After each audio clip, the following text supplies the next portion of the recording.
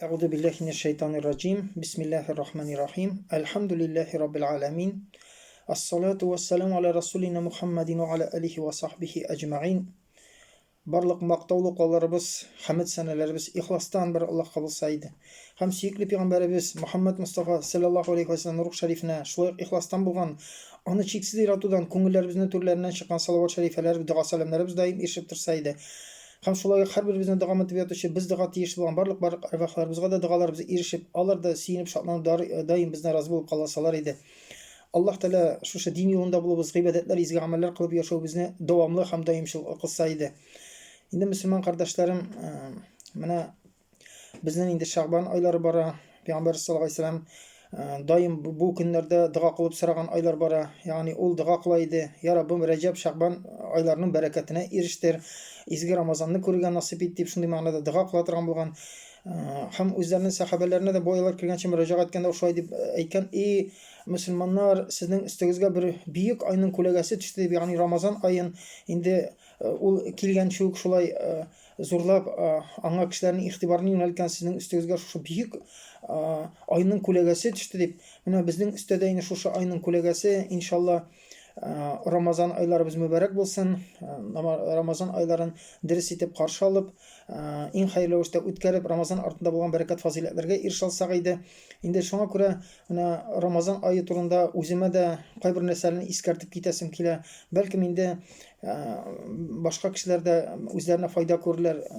Чөнки бу бөек ай, Аллаһ Тәаланың бүләк ае һәм бу ай инде Рамазан ае, ул инде ураза белән бәйле. Анда ураза дигән ураза гыйбадәте безнең өскә төшә.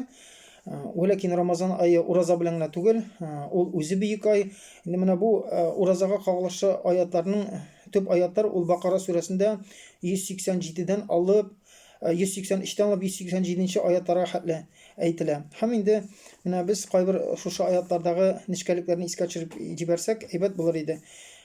Рамазан ае ул шундый ай, инде ул үтеп киткәннән соң без әкренләп аны ерагайганнан соң оныта башлыйбыз, шулаймы? Һәм ниндидер хөкемнәр, аңа карата игътибар, күңелдә булган хисләр ниндидер суына. Мәгәр сахабәләр бу айның бөеклеген, бәрәкәтен аңлаганнар. Һәм риваятларга күрә әйтелә иде, алар Рамазанга ярты ел буе Рамазанны көтеп: "Я Раббым, Рамазанга ирештерсән иде", дип, уразага ирештерсән дип сорамаганнар. Рамазан ае бөек ай, анда бик зур бәрәкәт бар, шуңа күрә алар бу айны көткәннәр. Алар ел буенда яшәгәндә бу ай мөһим булган һәм бу ай белән яшәгәннәр.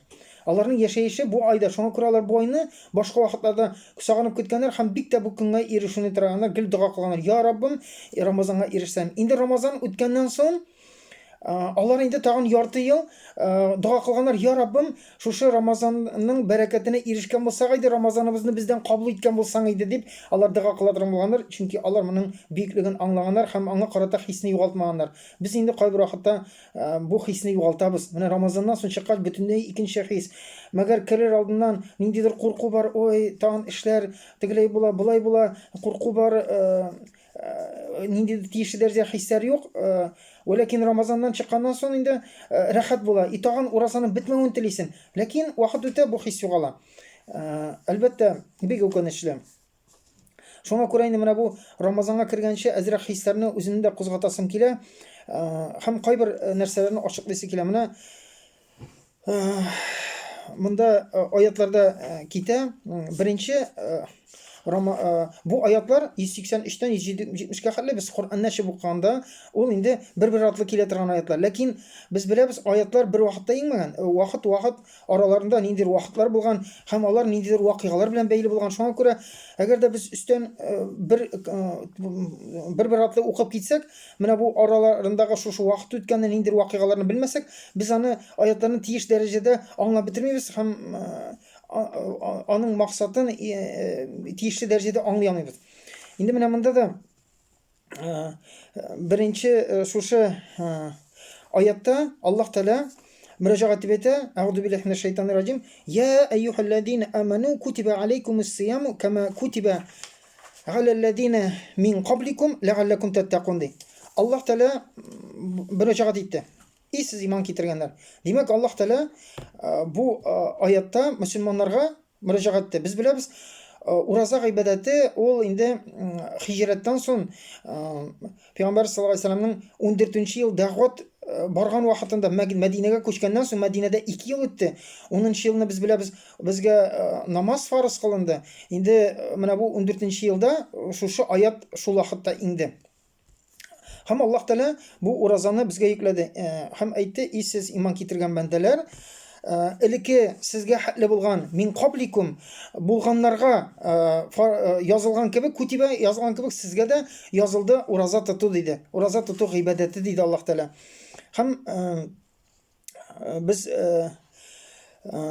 белергә тиеш, монда ачыклап китәргә тиеш, менә без беләбез, намаз 10-нчы елны намаз фарыз кылынганчыга хәтле Пәйгамбәр саллаллаһу алейһи вәсәлләм намаз укыган. Иртә кич 2 рәкать намаз укыган. Бәлкем аның сүзләре икенче булгандыр. Ләкин намаз гыйбадәте ул инде электә булган. Һәм Мөхәммәд саллаллаһу алейһи вәсәлләм Ибраһим алейһиссәламнан килгән рәвештә намаз уку тәртибе белән иртә кич намаз укыган. Бу йөкләнмәгән. Бу ирекле, үзе укыган. Үзе укыган һәм инде бәлкем сахабалар да аңа яры булганнар. Бу мәҗбүри булмаган бер өммәт үстендә. Әле Мөхәммәд саллаллаһу алейһи вәсәлләм өммәтенә намаз йөкләмәгән булган. Ну, намаз электән килгән намазны укыйлар иде. Бу ирекле иде. Аннан соң инде шушы Аллаһ хузурына күтәргәннән соң Миграҗ вакыйгасында Аллаһ Тәала бүләк итеп Мөхәммәд саллаллаһу алейһи вәсәлләм өммәтенә менә шушы тәртип белән 5 вакыт намаз укуны бүләк итеп йөкләде. Бирде, бүләк итеп бирде. Һәм менә ураза инде соңрак шулай ук 14-нче елда менә бу аят инде. Ләкин бу аят ингәнчегә хәтле дә шулай ук элекке кавымнардан килгәнчә ураза тоту рәвеше сакланган иде, беләләр иде. Һәм менә бу ураза тоту аерыладыр иде. Ул хәтта элек һәр айны 3 көн ураза тотканнар. Һәр ай сайын 3 көн ураза тота. Һәм әзрәк ураза тәртипләре дә аерылган. Без аны карап китәрбез. Шуңа күрә Мөхәммәд саллаллаһу алейһи вәсәлләм дә Мәдинәгә күчкәч, менә шушы бу әйтелә Нух алейһиссәлам вакытында сакланып калган бу ураза тоту тәртибе. Менә шулай атнага айга 3 көн тоту. Һәм Мөхәммәд саллаллаһу алейһи вәсәлләм ирекле рәвештә бу уразаны тота торган булган. Ай сайын 3 көн һәм электән килгән Ашура көнендә шулай ураза тота торган булган. Ягъни ай сайын 3 көн шушы тәртип. Бу мәҗбүри түгел. Бу мөселманнарга мәҗбүри түгел. Йөкләнмәгән. Мөхәммәд саллаллаһу алейһи вәсәлләм элекке гыйлем белән моны үтәгән. Һәм инде менә монда Аллаһ Тәала әйтте, сезгә дә ураза тоту йөкләнде диде. Ягъни моңа хәтле ул ирекле иде. Бу көннән соң элекке кавымнарга фарыз кылынган кебек, язылган кебек сезгә дә ураза тоту язылды дигәч, шушы ураза күздә тотыла. Һәм бу тәртип белән, шушы электән килгән тәртип белән мөселманнар ураза тота башлады. Ягъни һәр айны 3 көн күпмедер вакыт алар тоттылар. Менә бу аяттан соң. Һәм Аллаһ Тәала аның тәртибен әйтте, әйямен мәгъдудат. Ягъни ул билгеле көннәр, билгеле көндә дигәндә менә шушы ай сайын 3 көн күздә тотылмасында фәмән кана минкум маридан ау аля сафарин фаиддату мин аямин ухр. Һәм кимдә кем ул хәтта уразаның шартлары безнекенә ошаган, ләкин үзенчәлекләре бар. Кимдә кем булса сездән минкум маридан ауру яки ау аля сафарин яки сафарда фаиддату мин аямин ухр. Һәм аны аннан соң ахырдан соң башка вакытта сез аны тота аласыз. Һәм шундыйлар ва галаллазина ютиқунаху фидиятун таамул мискин. Һәм Алла әйтте, һәм шундыйлар әгәр дә кемнәрдер инде авырлык белән тотса, фидиятун таамул мискин, аны алыштырала, нәрсә, мискиннәрне ашатып диде. Мискиннәрне ашатып, фәмән татавва хайран фахуа хайрул лаху. Һәм менә бу күпме күбрәк мискинне ашатсан, ул сезнең өчен хәерлерәк ди. Бу хәерле эш диде. Аллаһ Тәала әйтә, менә бу алыштырга була. Һәм кемдә кем мискиннәрне алыштырса, ул сезнең өчен бер хәерле эш бу. Дөрестән дә хәерле эш. Һәм ул әйтте, бу сезнең өчен хәерле. Ва ан тасуму хайрул лакум ин кунтум та'ламун диде. Ләкин әгәр дә инде ураза тотсагыз, бу сезнең өчен хәерлерәк, аңа караганда да хәерлерәк, мискинне ашатуга да караганда хәерлерәк, әгәр дә сез белүчеләрдән булсагыз диде. Шуңа күрә бу ураза икенче төрлерәк иде. Мондасында Аллаһ Тәала әйтте, уразаны йөкләде, һәм бу фарыз түгел. Кемдә кем ураза тотырга тели, тота. Әгәр дә авырый икән, сәфәрдә булды икән, башка вакытта тоталар. Бу бәрәкәтне Алла башка вакытта уларны ураза тотып, яңадан ураза рәвешендә үти ала. Вәләкин Аллаһ Тәала әйтте, кемдә кем авырлык белән тота, ягъни тотасы килми. Выбор калдырды Аллаһ Тәала, ихтияр калдырды. Авырсына икән, тотасы килми икән, тотмый. Ул хәтта аны хәер ашатала, мискеннәрне. Һәм күбрәк ашатса, шуны хәерле диде. Вәләкин ураза тотсагыз, бу сезнең өчен хәерлерәк, ашатканга караганда. Әгәр дә сез белүчеләрдән булсагыз диде. Шуңа күрә беренче вакытта уразаны мөселманнар күпме ай тотканнардыр, беренче ураза шулай тота башладылар. Беренче уразаны 3 көн тота, ләкин теләмәгәннәре тотмый, монда ихтияр бар иде. Аннан ул вакыттагы ураза авыррак иде шартлары белән. Чөнки элекке тәртип белән сәхәр ашау юк иде. Сәхәр ашау бүләге бу Мөхәммәд саллаллаһу алейһи ва сәлләм өммәтенә генә бирелде, бу бүләк, бу бәрәкәт. Шуңа күрә элек ничек тоталар иде? Көне буе шулай ук, ураза тоту тәртибе шулай ук, ашамый, ичми, якынлыктан тыелып тору. Ураза нәрсә? Тышкы яктан, тән өчен. Ашамау бусы тән өчен. Ашамыйсың, ичмисең һәм җинси мөнәсәбәттән тыелып торасың. Иртәдән алып кояш байыганга хәтле. Һәм авыз ачу шулай кояш байганнан соң, әгәр дә инде һәм бу фақат ястү намазына хәтле генә. Ястү намазыннан соң ашарга ярамый. Менә син бер тапкыр ашадың да, ястү намазыннан синең инде ураза икенче ураза вакытыннан соң ашарга ярамый. Ураза безнең шикелле иртәнге таң атканнан булмый, ястү намазыннан соң килеп чыга инде. Һәм бу авыр иде. Кайбер вакытта сахабалар булды,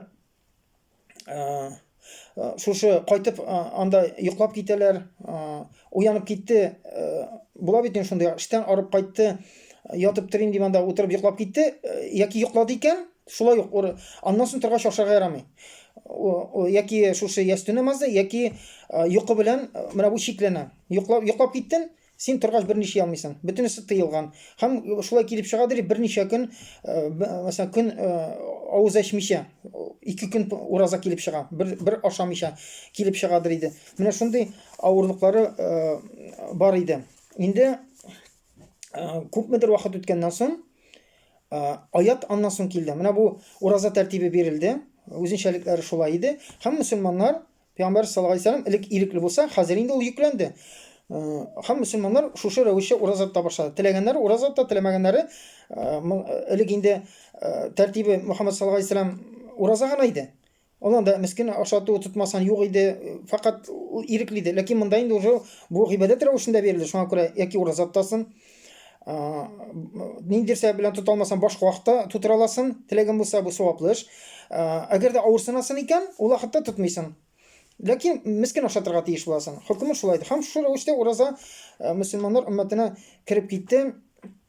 Һәм без белергә кирәк, Мөхәммәд саллаллаһу алейһи ва сәлләм өммәте ул мөшрикләр иде.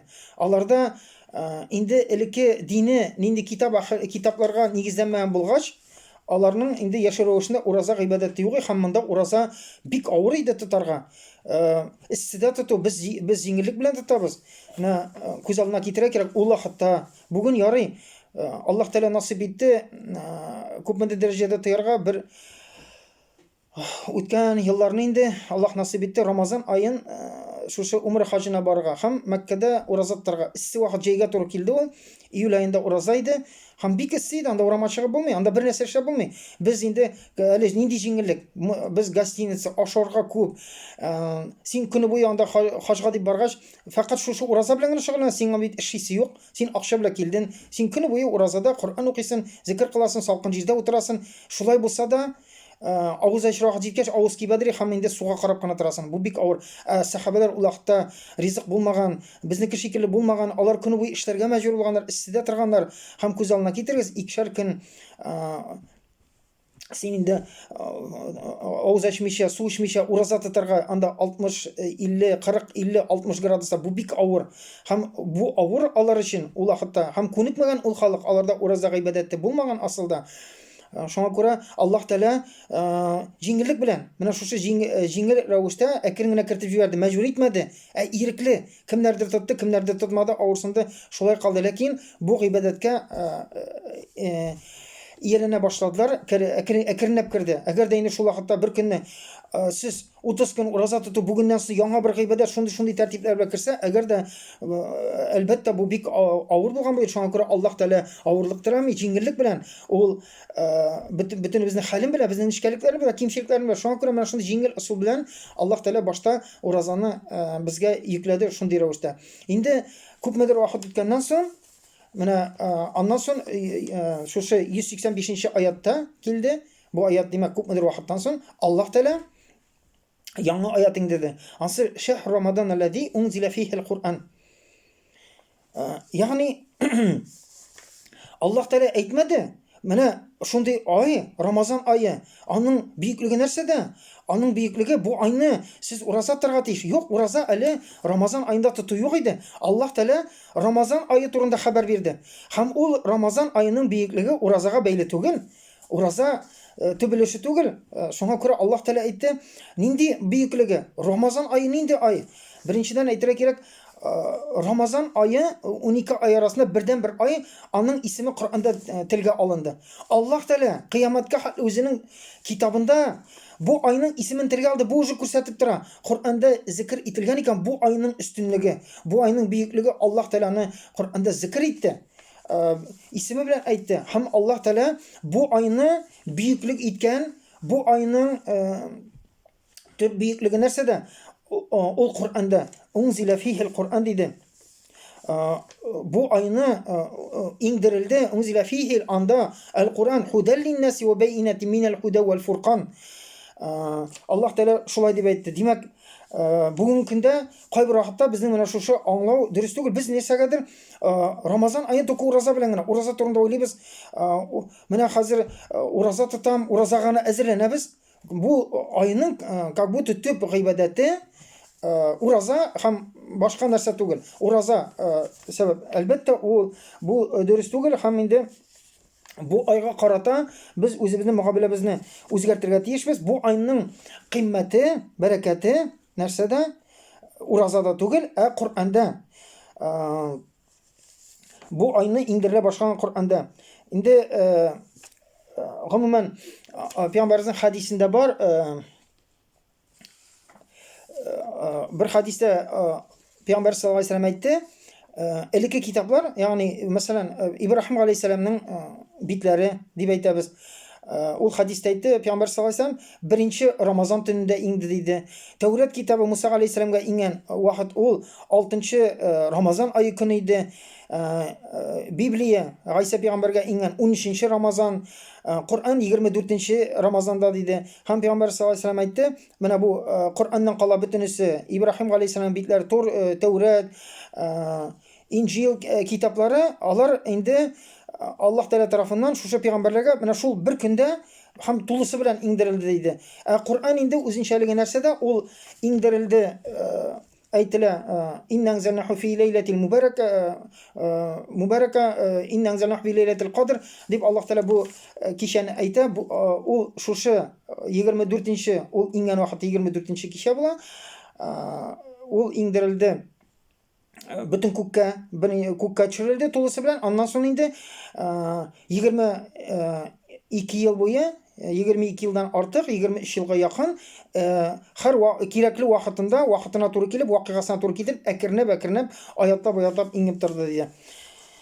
Indi şuna göre biz bilge tiyişmiz, bu ay urazа түгел, байда тотан ураза түгел, именно шушы Коръан инде Рамазан айында һәм бу Пәйгамбәр саллаллаху алейһи ва сәлләмгә менә шушы беренче ул тугышында утырганда Җибраил алейһиссәлам килеп беренче аят ингән кичә менә 24-нче хадискә күрә Иqra бисми раббика ләзи халака дип Аллаһ Тәаланың беренче аяты ингәндә менә шуннан соң шул вакыйга бар тормыш бу Коръан ингән беренче кичә хәтле шушы вакыйга хәтле аннан соң тормыш теге ягы әлбәттә зуррак тистәләгән 1000 ел кешелек тарихы Адәм алейһиссәлам шушы кичәгә хәтле бар һәм аннан соң менә шушы ингән кичәдән соң дөнья тормышы үзгәрде. Коръан бөтен дөнья тормышын үзгәртте. Без әзрәк үзебезне уйлап карасак, бу көннән соң бу көнгә хәтле үз тәртибе белән барган тормыш бу җирлектә генә, бу гарәп халкында гына түгел, бөтен дөньяга тәэсир итеп, аннан соң тормыш бөтенләй икенче рәвеш белән китеп барды. Әгәр дә без шулай уйлый алабыз, кыска гына вакытта нинди көчле империялар юкка чыкты, яшәү рәвешләре юкка чыкты, үзгәрде, бөтенләй икенче тәртипләр урнашты, дөнья тормышы үзгәрде. Әгәр дә шушы үзгәреш булмаса, бүген тормыш бөтенләй икенче булган булыр иде. Ягъни шушы вакыттагы Рамазан ай булмаса, Коръән иңмәгән булса, без бүген бөтенләй икенче тормышта яшәгән булыр идек. Һәм менә без инде бу җирлектә беләбез, күпләребез исламда үсмәдек, үзебезне мөселман дип санасак та, без санап кына йөрдек, ислами тормыш бездә юк иде. Һәм кайчандыр без моны кабул иттек, аңладык, хакыйкый мөселман нәрсә ул, без моны кабул итеп, тормышыбызны үзгәрттек. Әлхәмдүлилләх, исламны кабул иттек, һәм һәр кеше әйтә ала, элекке тормышка борылып карыйбыз да, әгәр дә мин шул вакытта исламны кабул итмәгән булсам, бүген кайда булыр идем мин? Бүген бөтенләй икенче тормыш булыр иде. Мәгәр үзебез дә күрәбез аны, сизәбез.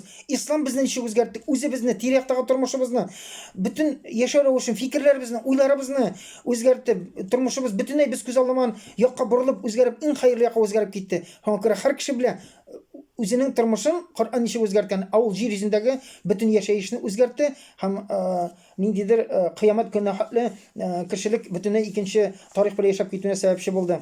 Инде biz, demek Allah Teala Ramazan ayını aytты. Ramazan şunday ay, Kur'an anda mühime. Kur'an hem biz bilge tiyişmiz. 30 gün boyu Ramazan'da biz bilge tiyişmiz.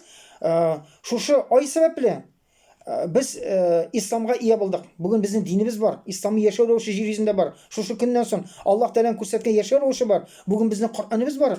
Bizim hidayet ölçü doğru yolga gönderişi. Biz şunu anlarga tiyişmiz. Bu ayının büyüklüğü şu ay sebeple. Ул Коръәндә һәм без Коръәнгә ия булдык. Инде бөтен асылда ураза гыйбадәте Аллаһ Тәала бу айны йөкләде. Шулай бит, бу айны бер гыйбадәт кенә. Аллаһ Тәала бу айга, шушы бүйек айга үзенең бәрәкәтләре, фазилатлары без белгән белмәгән, Аллаһ Тәала безнең ураза гыйбадәтен бу айга күчерде. Бу айда һәм аның тәртибен үзгәртте. Аллаһ Тәала бүләк итеп бирде. Бу айда кылу сәбәпле аның бәрәкәте тагын да арта. Ягъни ул бу айның дөрестән дә иң төп гыйбадәтләренең берсе гыйбадәт ягыннан.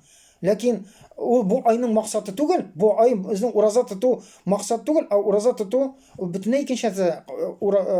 Ураза тоту безгә ярдәм итә торган, менә шу төп максатка, Коръәнгә кайтуга ярдәм итә торган бер гыйбадәт Аллаһ Тәала бүләк итеп бирде. Шулай бу айга күчереп, монда бик зур бәрәкәт бар.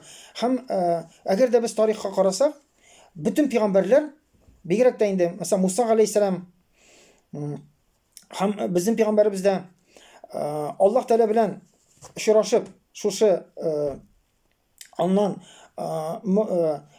вахи алыр өчен ураза торырга тиеш иде. Муса галәйһиссәламга Аллаһ Тәала 40 көн ураза тотты. Ул Аллаһ белән Тәүрат тауына менеп, анда очрашу өчен 40 көн ураза тотып, үзен әзерләде. 40 көн ураза тотты. Һәм аннан соң Аллаһ белән очрашты. Инде безнең пәйгамбәребезгә Аллаһ Тәала йөкләмәсә дә, Аллаһ Тәаланың күңелен шулай итеп үзгәртте ки, ул инде үзгәрә башлады. Менә ул бигрәк тә 35 яшеннән соң ул әкренләп яшәүдән гел эзләнә, уйлана һәм бу аның тормышына тәэсир иткәннән итте. Бу мөһим була башлады. Бу дөнья тормышыннан бизә башлады. Һәм инде бигрәк тә 35 яшьтән соң пәйгамбәрлеккә бер 5 ел кала, әйтелә, ул шушы Рамазан айында ризык алып китеп тау куышына, кешеләрдән яшәештән китеп, семьясыннан, балаларыннан китеп, кешеләрдән аерылып, шушы бозыклыкка баткан халкыннан аерылып, киселеп, тау куышына барып, анда ниндидер гыйбадәтләр кыладыр иде, ураза тотадыр иде. Аллаһ Тәала шулай иттерде, аны кешеләрдән аерды һәм үзе ул әле белмидер иде пәйгамбәр булсын, ләкин Аллаһ Тәала аны әзерләде. Менә шулай итеп күңелен әзерләде, Аллаһтан килгән вахийны кабул итәр өчен. Инде димәк, Аллаһ Тәала бу айны безгә, шулай уразаны бу айга куюның хикмәте, ураза безгә Коръәнгә кайтырга ярдәм итәчәк. Коръәнне кабул итәргә, күңел белән аңларга, ул безнең күңелләрдә тиешле хисләрне кузгатсын өчен. Менә ураза безне башта чистарта. чистарта ярдәм итә һәм ай дәвамында әгәр дә без ураза тотып, менә шул төп максатына Коръанга кайтуга үзебезне башласак, төп максат ураза тоту түгел, алайса кешеләр только ураза гына, так иртәгә кемдә авыз ача икән, бүген авыз ачтырам, иртәгә авыз ачтырам, бер көнне тегендә авыз ачырга барам, только шуның белән генә яши, иртәдән кичкә хәлем, бу әлбәттә бу айның га карата дөрес фикердә булмауның нәтиҗәсе. Һәм бу күп кенә шул сәбәпле бу айның бәрәкәте янда калырга мөмкин. Ураза ул безгә шушы айның башка бәрәкәтләренә ирешә торган бик зур гыйбадат, бик тәэсирле гыйбадат, ярдәм итә торган гыйбадат, безнең күңелебезне үзгәртә торган. Һәм Аллаһ Тәала инде моның өчен бик күп мөмкинлекләр бу айда бирде. Инде Аллаһ Тәала шәһр Рамадан аллади унзила фихи аль-Куръан диде Аллаһ Тәала. Шундый фихи аль-Куръанды индерилде, монда Куръан диде. Аллаһ Тәала әйтмәде, бу шундый ай, Аллаһ бу айны Куръанны индерде сезгә дип. Әйтмәде Аллаһ Тәала. Булай булса теге индергән Аллаһның үзенең игътибары үстен булып күренер иде. Монда Аллаһ Тәала үзен телгә дә алмады. Буның белән ул бу аятның ингән Куръанның мөһимлеген белдерде. Унзила фихи аль-Куръан. Кем турында кем индерү мөһим түгел, ләкин индергән әйбер мөһим. Куръан мөһим, индерилде Куръан диде мөһим. Ләкин инде без шушы Куръанга асылда бу айны якын килгән саен күңелебез белән без аны индергән затны да тагын да тирәнрәк таныйбыз. Аңа карата тиешле хисләр үзеннән үзе Аллаһны танырга ярдәм итә. Ләкин Аллаһ Тәала менә моның белән бу рәвештә әйтү белән именно бу айны Куръан мөһим икәнен өстен ассызыклады, өстен күрсәтте. Инде аннан соң Аллаһ Тәала бу айның Куръанда бәрәкәт икәнен аңлаткач, Аллаһ Тәала Куръанның сыйфатларын әйтте, кайбер үзенчәлекләрен әйтте. Худан линнас, туры юл күрсәтүче, хидаятләүче, җитәкләүче, алып баручы, хидаятләүче китап диде Аллаһ Тәала. Инде әле кыска гына итеп карап китәбез. Аннан соң икенчесен әйтте, тагын нинди сыйфаты бар? Димәк, Куръан ул хидаятләүче, туры юлны күрсәтүче. Хидаят сүзен аңлыйсың инде. Һәм ва диде ва бәйнәтун минал худа. Ягъни үзенең шушы Аллаһтан хидаятләүче китап икәнне үзендә бәйнәт кылынган, үзендә шушы дәлилләре бар булган китап. Ул Куръан әле хидаятләүче һәм анда шушы Аллаһның хидаятләүче китап икәнне дәлилли торган үзендә мугъҗиза дәлилләре бар. Шундый үзе эчендә үзен дәлилли. Һәм инде вал фуркан диде. Һәм аеручы. Ягъни нәрсә? Аллаһ Тәала бөтенесен Куръанда әйткән, бу яхшы, бу начар, моны эшлисез, моны эшләмисез. Бөтенесе шушы бүлүче диде. Бүлүче китап диде. Инде менә бу аятка игътибар итү өчен без теге әзрәк уйларга тиешбез. Беренчедән хәзер билдек мәгънәсен. Аллаһ Тәала 14нче ел, димәк бу аят шәһр Рамадан бу аятлар инде 14нче елда. Ислам 14 ел буе җир йөзендә. Һәм бу вакытта инде Куръанның 2дән 3 өлеше, күпчелек өлеше ингән иде. Куръанның 14нче елда ингән иде. Һәм инде Аллаһ Тәала бу аятларга хәтле дә Куръанның хөкемнәрен әйткән иде. Ягъни Алиф лам мим заликал китабу ла райба фиһи худан лил муттақин диде Аллаһ Тәала. Юк, бу китапның Аллаһтан икәнне һич шик юк. Ул хидаятләүче, тақвалар өчен диде. Хидаятләүче диде. Һәм Куръанның мугъҗиза икәнен ул вакыттагы сахабалар беренче көннән аңлыйлар иде.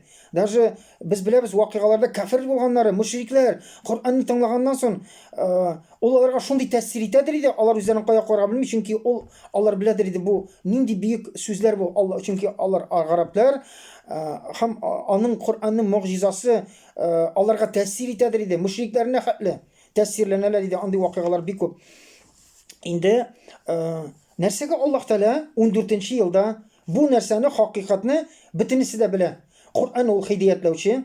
Куръан ул үзенә дәлил булып тора. Аллаһтан сүзенә ул мугъҗиза, үзенең төзелеше белән, андагы сүзләр белән бөтен ягыннан, мәгънәви яктан, җөмлә төзелешендә, грамматик яктан булсын, ул мугъҗиза. аны без туеп бетермәсәк тә, ләкин ул хәтта гарәпләр бөтенесе аны күрәдер иде. Һәм ул айырып бирүче иде. Моны беләләр. Нәрсәгә Аллаһ Тәала Коръан аяты беренче вакытта ингән шикелле яңадан сахабаларга шулай мөрәҗәгать итте. Ягъни Рамазан айы ул шундый ай, анда Коръан иңдерелде. Ул хидаятлаучы, ул бәйинат кылучы үзендә шушы дәлилләрне. Һәм инде айырып бирүче диде. Димәк, Аллаһ Тәала яңадан менә бу Коръанны безгә ишарә ясый. Коръан айы бу, Коръан айы. Коръанга кайта торган ай, шуңа күрә сез бу Коръанга өйрәнегез, әшегез, өйрәнегез. Мен моны укыдым инде, мин тәфсир укып чыктым, мин беләм инде. Мондый фикер бу дөрес түгел. Ягъни син Коръанга өйрәнә торган, Коръанга килә торган ай, яңадан бер кайчанда өйрәнмәгән кебек, бөтенесен үзен зихеннән үткәреп, Аллаһның сүзенә игътибар итеп, яңадан кабул итәр өчен Аллаһ Тәала юнәлтте. Шуның өчен әйтте. Мәсәлән, Коръан кемнәр инде исламда һәм Коръан белән таныш, алар бәлкем мине аңларлар. Коръан турында әйтеп булмый. Менә мин бу аятны шо беләм. Мин Фатиха сүрәсен беләм. Укый беләм, ләкин мәгънасын мин беләм. Ихлас сүрәсен мин беләм. Шо, әйтеп бирәм мәгънасын, шо белдем мин моны мәгънасын. Дип бер кайчанда Коръан турында әйтеп булмый. Ягъни мин өйрәндем моны, ләкин беләм дип әйтеп булмый. Без гомер буе өйрәнсәк тә, bir аятны булсын Коръанны өйрәнеп торсак та, гомер буе укып, аны өйрәнеп торсак та, без Коръанны беркемдә кыямәткә хәтле беркемдә тулысы белән белеп бетерә алмаячак, бу мөмкин түгел. Һәм аның тирәнлеге шиксез. Һәм һәр вакытта укыганда син аны кемнәр гел укып тора, аны белә. Укыды бу аятны, син аны карыйсың. Кичә укыган идең. Бүген укыйсың. Ул сиңа яңа беренче тапкыр укыган шикелле тәэсир итә, бөтенләй яңадан укыган шикелле син. Ул яңадан ачыла. Яңадан мәхәлли әшилмәгән нәрсә ачыла. Шулай кабул ителә. Һәм ул безне һәр вакытта шаккаттырачак, безгә аның тәэсире бер кайчан да туктамаячак. Шуңа күрә хидаятләүче буларак та кайчан гына синең нинди генә проблема булмаса да, ул һәр вакытта әчкәч сиңа анда җавап булачак. Менә бер тапкыр укып чыктың да, бүгенге көн өчен син җаваплар ниндидер таптың, үзеңә таптың, иртәгә синең тормыш бит үзгәрә. Һәм күрә Коръан уже иртә белән бер аятны укыганда бер төрле булырга мөмкин, кич белән бер төрле. Чөнки синең халәтең үзгәрә. Синең тормышта булган вакыйгаларың үзгәртә, максатларың, проблемаларың үзгәреп тора. Сәгать саен. Һәм син шушы үзгәреш белән Коръанга киләсең, һәм сиңа һаман икенче ягы белән чыга. Сиңа туры килә торган киңәш анда табачаксың. Элекке вакытта игътибар итмәдең, чөнки бу проблема юк иде. Ләкин менә хәзерге вакытта, хәзерге халәтем бер сәгатьтән соң, әле генә ниндидер кайгы кичердең, әле генә ниндидер тормышта проблема булды. Син Коръанны ачтың, анда сиңа җавап булачак. Анда сиңа тынычландыру булачак, анда сиңа җавап булачак. Һәм инде ул сиңа мөгъҗиза булачак. Син һәр вакыт эчкән саен укыйсың да, Коръан һәр вакытта беренче тапкыр укыган шикелле. Сиңа яңадан нәрсәдер әчелде, һәм ул бәйинә тутыра. Син әйтәсең, каян Аллаһ Тәала белде? Менә бу миңа Аллаһ мөрәҗәгать иткән аят. Бу мөгъҗиза сиңа күрәсең, ләкин моны башка кешегә әйтеп булмый. Кара, менә бу аятта Аллаһ ничек әйткән, кара ничек төгәл әйткән дип, теге кеше укыйсың. Шулаймы? Әйткән. Чөнки ул әлеге халәт синең халәттә түгел. Син кичергән хисләрне кичерми, бәлкем син булган проблемаларың юк, улаңа бер аят кына улаңа ачылмый. Улаңа ачылачак, синең шикелле проблема булып, ул бу аятка юлыкса, ул аны шулай кабул итәчәк. Бу синең өчен мөгъҗиза, һәм һәр вакытта һәр кеше өчен Коръанның мөгъҗизасы шулай әчелеп торачак. Шуңа күрә беркем дә әйтә алмый. Бу дөрес түгел. Мин Фатиха сүрәсен беләм мин. Хәзер әйтеп күрсәтимме? Фәләк насны беләм мин. Өйрәндем инде, һәм башка кайтып торасы юк моңа. Чөнки бүгенге көндә без кайбыракта иштән кайныйсың, нишләргә белмисең, нәрсәгә? Без гарәп түгел. Без гарәп телен белмик. Даже өйрәнсәң, аны ул инде сөйләм теле белән яки Коръан теле ул икенчесе аерыла, ул теге вакыттагы тел. Шуңа күрә Коръан тәфсир белән өйрәнергә тиеш. Ләкин без монда да шикләнгән. Бүгенге көндә юк. Татарларда тәфсир менә бөтенесен аңлатып бирә торган. Менә шушы нечкәлекләрен күрә торган. Аңа күрә без тәфсир бит ул Коръан түгел. Без тәфсир укыйбыз. Нинди тәрҗемә укыйбыз, бер җөмлә белән биргән. Әлбәттә без анда күп нәрсә уже тәрҗемәдә шикләнгән. Аның нәрсәседер бу сүз, бу тәрҗемә урынына бу сүзне куллану сәбәпле ниндидер мәгънәсе югалды. Чөнки юк күп сүзләргә турыдан-туры мәгънә Менә татар сүзе, бу гарапча туры килә бу мәгънәдә. Бу әйтелгән җирдә менә бу туры килә. Бәлкем монда дөрес синонимы алынмаган. Монда икенче синоним бу сүзнең дөресрәк булыр һәм шул сәбәпле без Коръәнгә ниндидер киртә куйган. Даже шулай булса да, тәрҗемәдән булып укысак та, аның мөгъҗизасы без аны тоябыз мөгъҗизасын. Чөнки ул мөгъҗиза. Аллаһның сүзенең тәрҗемәсе. Һәм бу тәрҗемә кешенең, тәрҗемә итүченең гыйлеме белән, телне белүе белән, сүзләрне белүе белән, аңлавы белән, кабул итү белән, иман халәте белән шикләнгән була. Мәсәлән, Тукайны без инде әйтәбез, татар телендә Тукай бик матур шигырьләр язган, баш аерылып тора. Һәм аны русчага тәрҗемә итә, русчасын укыйсың, алай тәэсир итми. Анда юк түгел рус телендә. Чөнки рус телендә дә ул Тукай шикелле булса өчен, аның тәрҗемәсе Тукай шикелле булырга тиеш. Аның тиңендәге кеше булырга, яки аның да өстенрәк булырга тиеш рус телендә. Һәм ул вакытта Тукайның әйтергә теләгән фикерләрен рус телендә тиешле сүзләрен табып, ул аны аңлап, күңел халәте дә Тукайның шикелле булырга тиеш. Аңлавы да һәм инде телне белүе дә яки шушы шигъриятны белүе дә шундый булырга тиеш. Шуңа күрә без шикләнгән. Без шикләнгән Коръәндә тәфсир элек-электән ул аны дәрес итеп биргәннәр. Менә шулай сөйләп, аңлатып һәр аятны аңлатканнар. Бүген без китапларда кайбер вакытта күрәсен, Фатиха сүрәсенең 7 аятны бер биткә арабчасы яки гарапчасы белән татарчасы киреп бетә. Мәсәлән, белгән җегетләр әйтә, кайбер вакытта, мәсәлән, бар элекке борынгы вакытта язган галимнәрнең тәфсирләре Фатиха сүрәсенә ялгышмасам 20 томнан артык фақат Фатиха сүрәсенә тәфсир ясаган. Ясап бетермәгән. Гомерен багышлаган бер Фатиха сүрәсенә тәфсир бирү, аңлату, аны ачып бирү.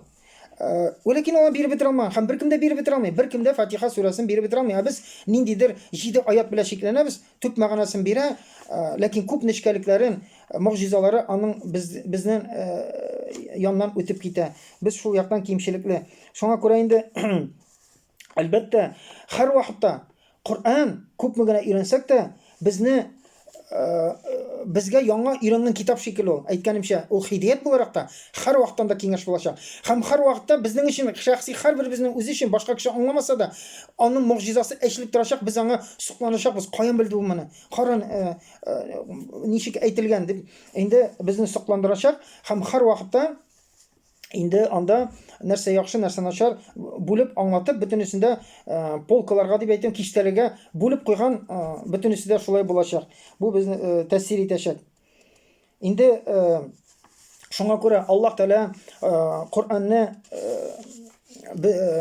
үзе Коръән аятларында Коръәнне тиңләде океан диде. Ягъни Коръәндә гыйлем океан белән тиңләде. Нәрсә өчен? Без шуны аңлар өчен. Без Коръәнгә карата гыйлемсез, без күпме генә өйрәнсәк тә аны өйрәнеп бетерә алмыйбыз. Әгәр дә нәрсә океан дигәндә, мәсәлән, без океанга чумласак, без судан чыгабыз, безнең киемебез чыланган. Океан чиксез, андагы су чиксез, ләкин без шунда сикердек, чыланып чыктык, безнең тәнебезгә океаннан күпме генә алдык. Безнең тәнебезгә, киемебезгә сеңгән суны гына безнеке булды, алдык. Ул тамчы гына океан белән чагыштырганда безнең тәнебезгә ябышкан. Һәм яңадан сикерәсен, яңадан без чыккач әйтә алмыйбыз. Менә мин океанны тойдым, бөтен океанны дип. Син тойдың, синең тәнеңгә тигән суны гына, шуны океанның шул өлешен генә син тәнең белән тойдың. Бихисап өлеше сиңа тәнеңгә тимичә калды. Һәм күрә икенче тапкыр сикердең, яңадан син аннан чыгасың, яңадан син шушы тәнеңгә тигән суны гына алып чыктың. Синең тигән, синең өлешең. Һәм бер вакытта да әйтә алмыйсың, теге вакытта сикергән су белән икенче тапкыр чумып чыкканда су икенче үзгәрә. Ләкин без инде әйтәмбез, безнең гыйлемебез алган Коръәнга карата океан белән тиң. Океан белән безнең тәнебезгә ләккән су шикелле. Һәм һәр вакытта күпме генә без Коръәнне өйрәнсәк тә, менә шу суга чумлаган шикелле, без чумлаячакбыз, яңа тамчылар, яңа нәрсәләр ачып чыгачакбыз, ияреп чыгачак безгә тамчы, ул һәр вакытта шикле була һәм бер кайчан да без әйтә алмаячакбыз. Мин всё, бөтен океанны татып чыктым, тойдым мин бөтен океанны дип бер кайчан да әйтә алмыйбыз. Инде мөселман кардәшләрем, әлбәттә без дәвам итәрбез. Кемгә кызыклы, менә бу үзенчәлекләр. Безнең вакытыбыз шикле дип әйтик инде. Аллаһ Тәала насип итсен, менә бу Рамазан айларыбыз аны дөрес итеп каршы алсак иде, аңа карата дөрес максатлар куя белсәк иде, һәм шушы максатларга кимчелексез үтә алсак иде, бу алдагы гыйбадәтләрне, Аллаһ Тәала биргән бүләкләрне кабул итеп, бу гыйбадәтләрне кимчелексез үтәп, Рамазан бәрәкәтенә ирешә алсак иде. Ассаламу алейкум ва рахматуллаһи ва баракатуһ.